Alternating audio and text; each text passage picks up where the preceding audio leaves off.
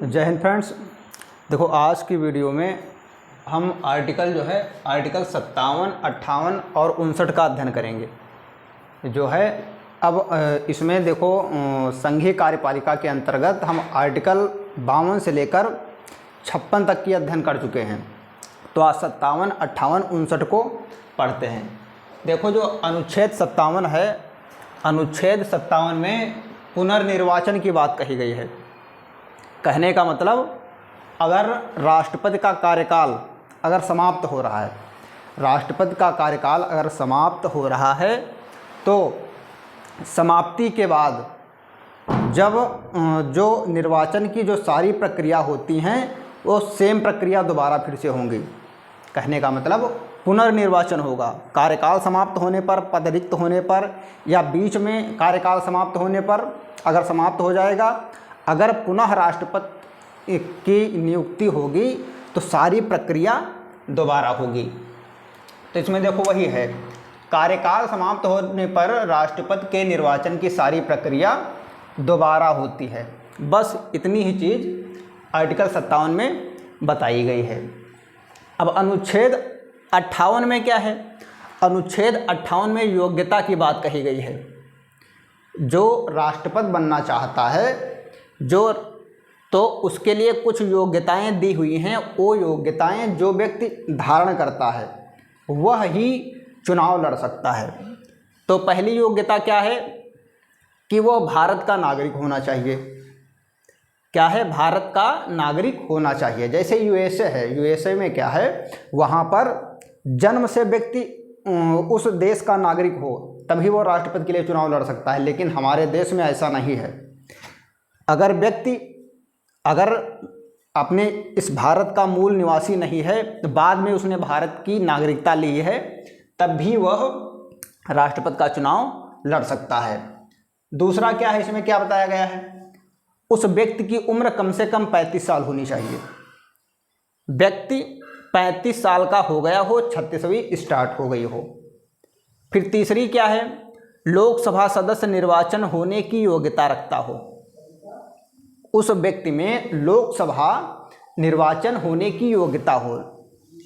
जैसे कहने का मतलब लोकसभा सदस्य बनने के लिए क्या है, 25 साल की उम्र हो, पागल या दिवालिया ना हो, लाभ के पद पर ना हो, या कि देखो अस्पृश्यता के अंतर्गत या महिलाओं से संबंधित जो केस होते हैं उससे संबंधित वह व्यक्ति सजा न पाया हुआ हो, मतलब दोष सिद्ध ना हुआ हो।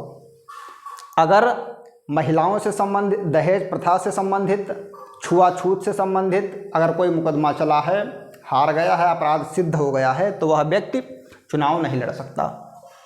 फिर क्या है, चौथा क्या है, उस जो व्यक्ति चुनाव लड़ना चाहता है तो उसके देखो संसद के दोनों सदनों में, चाहे लोकसभा हो चाहे राज्यसभा हो, दोनों में जो है 50 प्रस्तावक और 50 अनुमोदक होना चाहिए।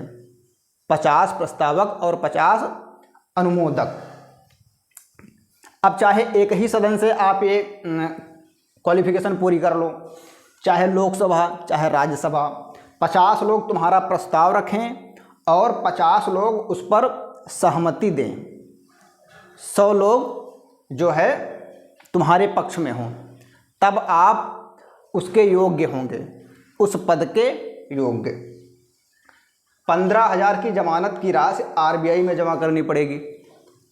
क्या है, अगर जो चुनाव लड़ना चाहता है तो उसे 15,000 रुपये की राशि, 15,000 रुपये की राशि आरबीआई में जमा करनी पड़ेगी।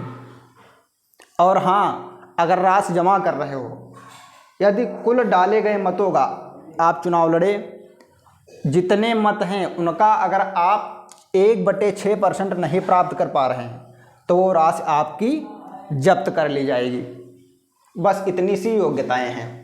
भारत का नागरिक हो, 35 साल की उम्र पूरी कर चुका हो, लोकसभा सदस्य निर्वाचन की योग्यता रखता हो, संसद के दोनों सदनों में से किसी एक सदन में 50 प्रस्तावक और 50 अनुमोदक होना चाहिए, 15,000 रुपये की राशि आरबीआई में जमा करनी पड़ेगी। अगर 1/6% आप मत नहीं हासिल कर पा रहे हैं तो वो राशि आपकी जब्त कर ली जाएगी। अब 59 में क्या है, इसमें शर्तें दी हुई हैं। शर्तें हमने एक ट्रिक बताई थी, पका चुनीर का पुनर्योग शर्त सहित अभियोग, तो उसी में 59 में क्या है, देखो शर्त की बात कही गई है। शर्त में क्या है, वह व्यक्ति जो लड़ना चाहता है पागल ना हो या शारीरिक विकलांग ना हो, मानसिक विकलांगता ना हो, शारीरिक विकलांगता ना हो। और दूसरा क्या है, दिवालिया ना हो। दिवालिया किसे कहते हैं, कोई व्यक्ति या संस्था अगर किसी से कोई कर्ज लेता है, वो कर्ज चुका पाने में असमर्थ हो जाता है, तो उसे दिवालिया घोषित कर दिया जाता है, तो व्यक्ति दिवालिया ना हो। फिर क्या है, वह किसी लाभ के पद पर ना हो। लाभ का मतलब जो चुनाव लड़ना चाहता है तो संघ सरकार के अंतर्गत, राज्य सरकार के अंतर्गत या स्थानीय प्राधिकरण के अंतर्गत कोई जॉब ना करता हो। अगर जॉब करता है तो उसे अपने पद से पहले त्यागपत्र देना पड़ेगा, उसके बाद आप चुनाव लड़ सकते हैं। फिर क्या है, संसद या विधानमंडल सदस्य नहीं होना चाहिए। जो लड़ना चाहता है तो संसद या विधानमंडल के सदनों में से, दोनों सदनों में से किसी एक का सदस्य है नहीं होना चाहिए।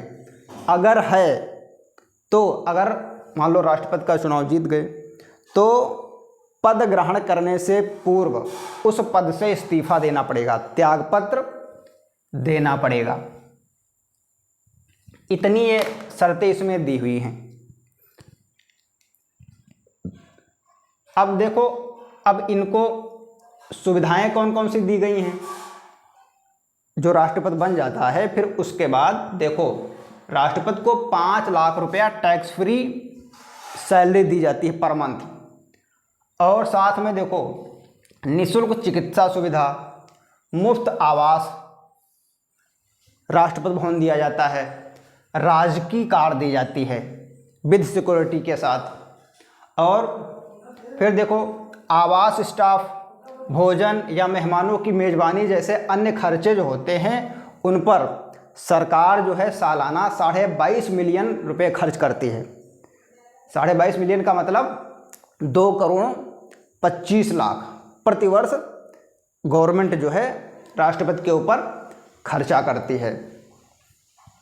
और क्या है, देखो जब तक राष्ट्रपति के पद पर है तब तक ये सुविधाएं मिलती हैं। फिर जब सेवानिवृत्त हो जाता है व्यक्ति तब भी उसको देखो 1.5 लाख रुपया पेंशन दी जाती है, और उसके जीवन साथी को सचिवी सहायता के रूप में 30,000 रुपये पर मंथ, 30,000 रुपये पर मंथ दिया जाता है।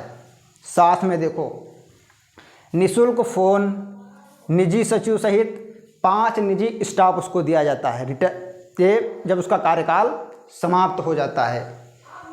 और फिर क्या है, किसी साथी के साथ अगर वो कोई यात्रा कर रहा है, ट्रेन में कर रहा है या हवाई जहाज में कर रहा है, तो उसका जो साथी होता है, उसके साथी को जो साथ में चलता है और जो राष्ट्रपति होता है, मतलब रिटायरमेंट होने के बाद उसको भी मुफ्त जो है सफ़र करवाया जाता है। बस इतनी सी चीज़ें हैं। सेवानिवृत्ति के बाद ये सुविधाएं मिलती हैं, कार्यकाल के दौरान ये सब मिलती हैं। शर्तों में क्या है, पागल या दिवालिया ना हो, लाभ के पद पर ना हो, और अगर संसद या विधानमंडल का सदस्य नहीं होना चाहिए, यदि है तो पद ग्रहण करने से पूर्व उसको त्यागपत्र देना पड़ेगा। इसमें क्या था, 58 में योग्यताएं क्या थी, भारत का नागरिक हो, 35 साल की उम्र पूरी कर चुका हो, और क्या लोकसभा सदस्य निर्वाचित होने की योग्यता रखता हो, और संसद के दोनों सदनों में से किसी एक सदन में 50 प्रस्तावक और 50 अनुमोदक होने चाहिए, और 15,000 रुपये की राशि RBI में रखनी पड़ती है। और अगर वो व्यक्ति 1/6% वोट नहीं हासिल कर पाता है तो उसकी 15,000 रुपये की राशि बैंक द्वारा जब्त कर ली जाती है। बस इतनी सी चीज़ें ये 3 आर्टिकल में थी। अब अगली वीडियो में जो है हम 60, 61 और 62 3 आर्टिकल को विस्तार से समझेंगे। तब तक के लिए जय हिंद।